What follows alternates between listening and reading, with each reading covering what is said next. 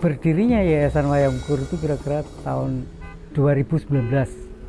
Ya, jadi baru 3 tahunan ini, 3 tahun berjalan ini.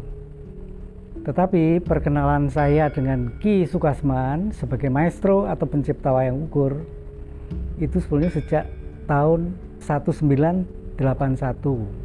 Semula itu nama wayang ukur itu tidak ada, adanya ya sekitar tahun berapa ya, tahun sekitar 78,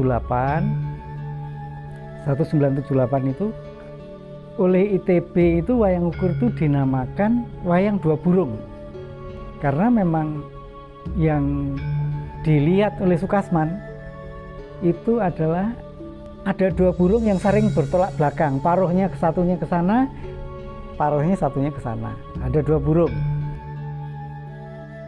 Wayang ukur adalah pertunjukan wayang kulit dan wayang yang merupakan karya almarhum Ki Sukasman, yang mana dulu Ki Sukasman itu galuh hatinya karena ada yang mengatakan bahwa wayang itu tidak boleh diutik-utik, tidak boleh di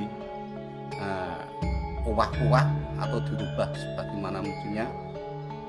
Menurut Ki Sukasman almarhum, kalau itu berkelanjutan itu justru wayang itu akan mati karena proses kreativitas dari seniman itu tidak ada. Semuanya hanya menjiplak dan berterusan, hanya ya apa yang ada di situ harus tampil. Sementara kebutuhan masyarakat, apresiasi masyarakat itu selalu berubah dari tahun ke tahun, terus-menerus harus berubah. Sementara ini yang kita lihat kalau di wayang-wayang yang umum itu Ramayana dan Mahabharata itu penuh dengan konflik, penuh dengan perang. Makanya Sukasman bukan ini jelas tidak akan sampai pesan saya kepada audiens. Lalu dibikinlah cerita-cerita. Jadi secara sastra, secara drama, Sukasman bisa membuat bagaimana wayang itu isinya tidak hanya perang saja. Karena selama ini banyak dalang itu yang penting bertarung, berantem. Kalau wayang sendiri, wayang secara umum ya, wayang klasik dalam hal ini wayang Purwo itu, saya memang sejak kecil seneng natah, seneng buat wayang, seneng gambar kayak gitu. Itu memang sejak kecil. Terus kemudian ketika tahun 99 itu saya kesini, saya baru bergabung sama Pak Kasman itu sekitar tahun 2000-an kalau tidak salah.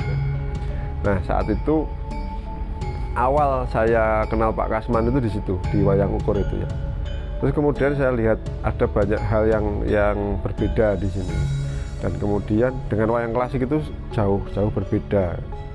Tapi ini kok sepertinya masih ada hubungan itu loh, masih ada korelasi antara bentuk wayang klasik dan wayang ukur itu sendiri, sehingga saya tertarik untuk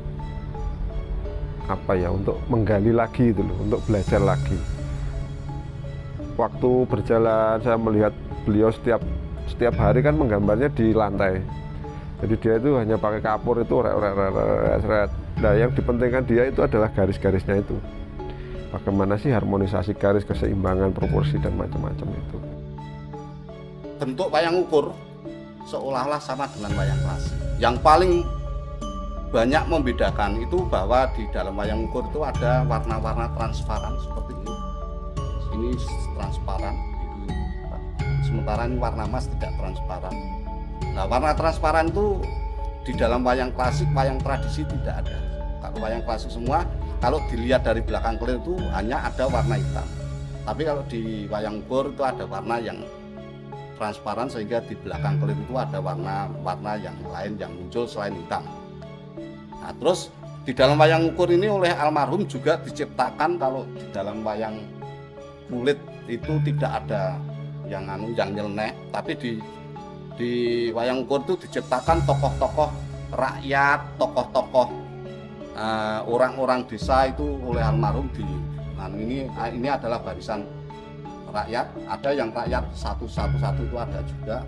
Ini yang paling tidak ada di dalam wayang Purwo, tapi almarhum lah yang pertama kali mencetakkan itu.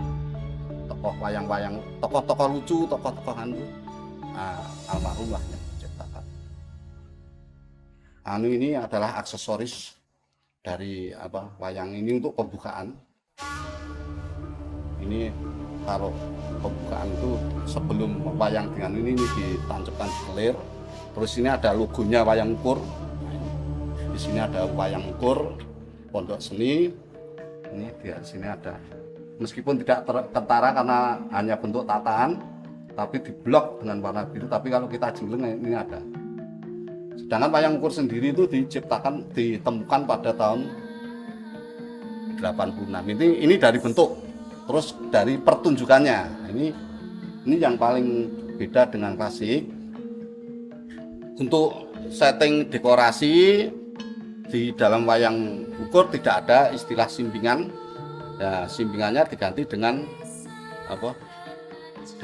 dengan setting semacam ini. Terus dari pertunjukannya yaitu meskipun di wayang klasik pun juga ada multi medianya dalam ada seni tari, ada seni rupa, seni suara. Di dalam wayang ukur lebih diperbanyak lagi. Jadi kami dari wayang ukur itu sebetulnya membuka ruang seluas-luasnya untuk seni-seni itu bisa masuk. Nah, ini yang paling menonjol di sini karena di dalam wayang ukur itu sudah bisa memasukkan unsur tari itu sebagai alat ungkap. Untuk yang lain piringan tetap sementara ini masih menggunakan gamelan, juga berikut niogonya. Terus untuk teaternya diwakili dengan adanya narasi yang membacakan naskah yang ada. Nah, di dalam wayang ukur ini tidak kurang dari 50 unit lampu, tapi tersebar ada yang di atas dalang, ada yang di belakang layar, terus ada yang di atas kelir, tapi menghadap ke belakang kelir untuk menciptakan efek 3 dimensi dalam pertunjukan ini. Maka Ki Sukasman di sini berkreasi itu harapannya adalah melanjutkan apa yang ada dalam seni wayang tersebut, sehingga wayang itu tidak mandek, tidak mati, tidak vakum dalam kehidupan sehari-hari, karena almarhum sangat mengagumi seni wayang dilihat dari falsafah, filsafat maupun seni pertunjukannya.